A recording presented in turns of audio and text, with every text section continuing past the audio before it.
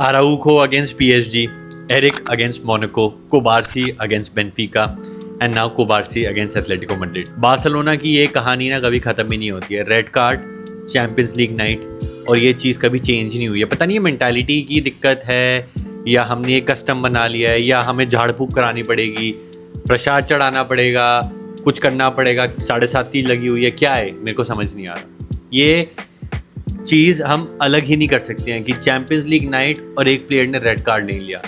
ये इतना साथ में जुड़ के बन क्यों चुका है, ये इतना सिनोनिमस क्यों हो चुका है red card, champions league and Barcelona. ये चीज़ मेरे को समझ नहीं आती है. इतनी किस्मत ख़राब नहीं हो सकती है. ये बस एक मेंटालिटी बन चुकी है अब हमारी कि जैसे ही प्रेशर हाई होगा, जैसे ही स्टेज बड़ा होगा ना, चैंपियंस लीग की एक जो डेस्परेशन है ना, ये हमें उस कगार पे ले आती है. ये वही चीज़ है कि आप एक बड़ी सुंदर लड़की है, उसको आप चाहते हो, शायद से आप वो लड़की आपको मिल भी सकती है, बट इतने सालों से ना आपने कभी डेट नहीं किया, तो उस डेस्परेशन के चक्कर में आप कुछ ना कुछ एफ अप कर देते हो. और बार्सिलोना मेरे हिसाब से यही करता है. वो मेंटालिटी ही बन गई कि बस होता है ना कि हाय अब कुछ ना हो, हाय अब गलत ना हो, हाय अब गलत ना हो. लाइफ में, मेंटालिटी में, सोच में अगर आप ये सोचते रहोगे ना कि अब गलत ना हो, अब गलत ना हो, अब गलत ना हो, तो वो गलत हो ही जाएगा. और वो गलत हो गया. फिर से आप एक रेड कार्ड ले रहे हो, ये चीज़ मेरे को समझ नहीं आ रही है. हर बार एक नया प्लेयर रेड कार्ड लेता है. अब आई थिंक जेरार्ड मार्टिन पड़ा हुआ है. जेरार्ड मार्टिन भी आई थिंक अब सेकंड लेग में शायद से रेड कार्ड ले लेगा और पूरा ना सर्कल कंप्लीट हो जाएगा. सारे सेंटर बैक्स हो गए, सबने रेड कार्ड ले लिया. चैंपियंस लीग नाइट में क्रैश आउट हो रहे हैं. लालिगा जीत जीत के भी ना बोर हो गए हैं. वो लालिगा का स्वाद ही नहीं है जब तक आपने वो चैंपियंस लीग ना जीती हो. मज़ा आएगा कि लालिगा जीतेंगे हम over Madrid, but the thing is उसका मज़ा आने के लिए ना आपको चैंपियंस लीग थोड़ी बहुत तो जीतनी पड़ेगी ना.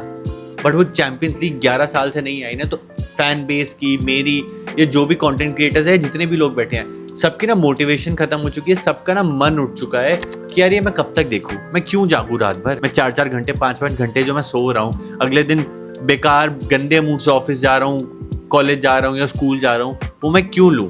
आई अंडरस्टैंड यार उसमें हमारी किस्मत खराब थी. एंड अगर मैं उस टैकल के बारे में बात करूँ, दैट स्पेसिफिक टैकल जो हुआ गिलियानो के अगेंस्ट, काफ़ी लोग कह रहे हैं रेड कार्ड था, काफ़ी लोग कह रहे हैं रेड कार्ड नहीं था. मैं अपना ओपिनियन दे देता हूँ. मेरे हिसाब से वो रेड कार्ड नहीं था क्योंकि बॉल उसके कंप्लीट कंट्रोल में नहीं थी. आई अंडरस्टैंड कि बिल्कुल 1-on-1 हो जाता गिलियानो और गोल स्कोरिंग अपॉर्चुनिटी वो डिनाई हो गई. बट उसमें एक चीज़ भी होती है कि it has to be in control of the player और बॉल उसके पीछे जा रही थी.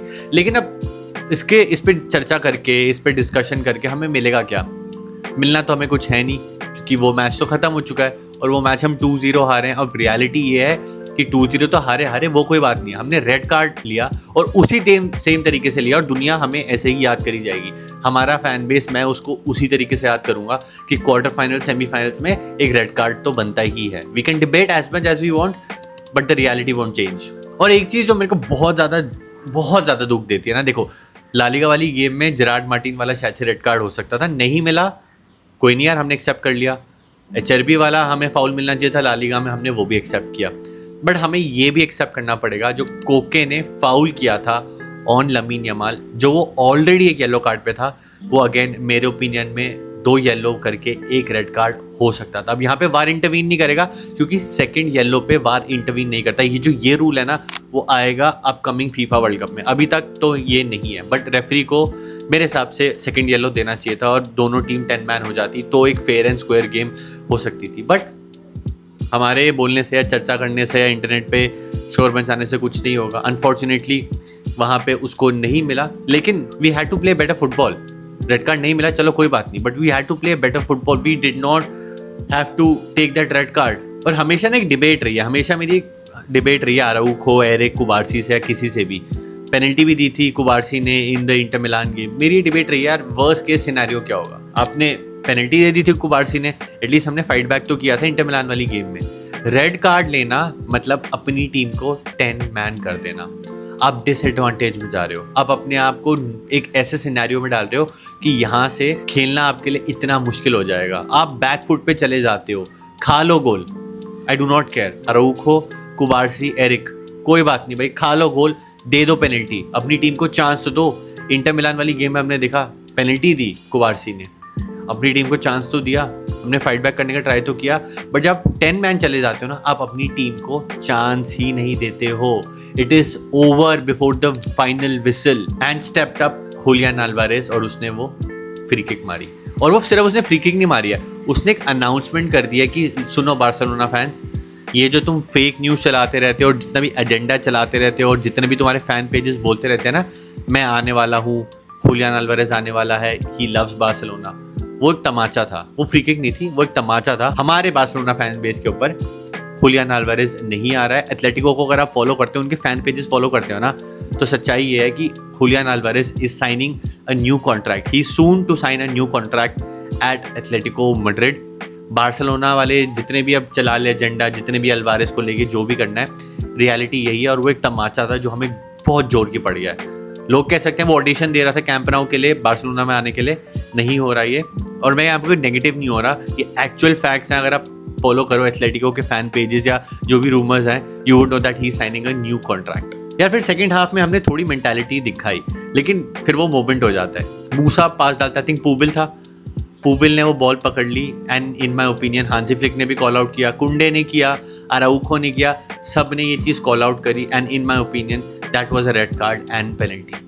चाहे वो इंटेंट था या नहीं था. अब काफ़ी सारे लोग ना कॉमन सेंस बोल रहे हैं और लॉ बोल रहे हैं. देखो कॉमन सेंस ये कहती है कि उन पे कोई प्रेशर नहीं था, ना प्लेयर पे ना डिफेंडर पे, तो वो पास करके फिर से फ्री किक लेने जा रहा था.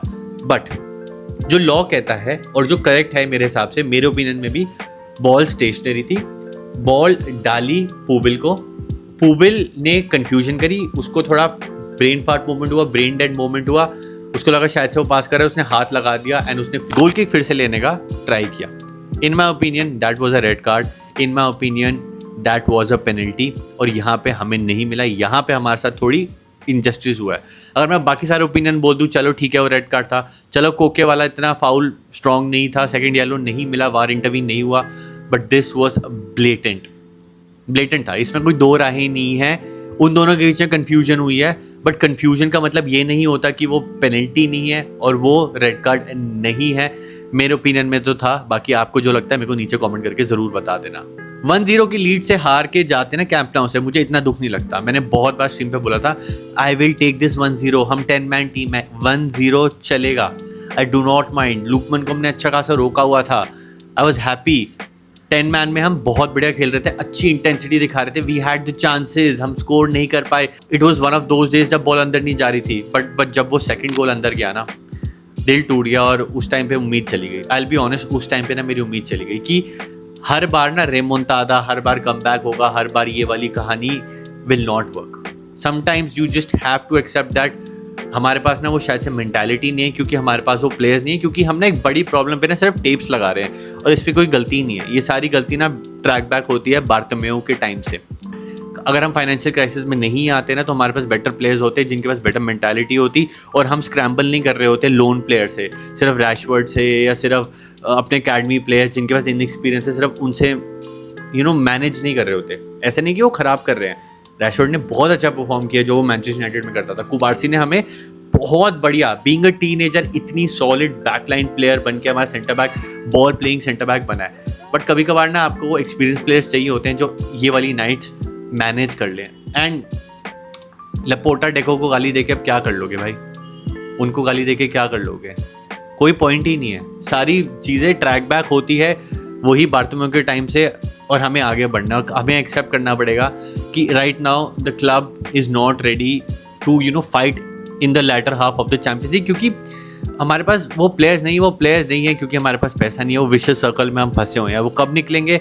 टाइम लगेगा. और वो चीज़ ना हम एक्सेप्ट नहीं कर पा रहे, तो हम ना स्केपगोट ढूंढते हैं. आज अराउखो, कल कुबार्सी, कभी डेको, कभी लपोटा, कभी कोई और, कभी रैशवर्ड, कभी हम अपने फैन बेस में अपने फेवरेट प्लेयर्स लमीन यमाल को भी लपेट देते हैं. But we have to accept that अभी चीज़ें उतनी भी ठीक नहीं हुई है जितनी हमें लग रही थी. यार बड़े अनफॉर्चुनेट हुआ क्योंकि मैंने बड़ी उम्मीद से मैच देखा था और मैं वीडियो भी नहीं बना पाया टाइम पे क्योंकि मैं सोया नहीं.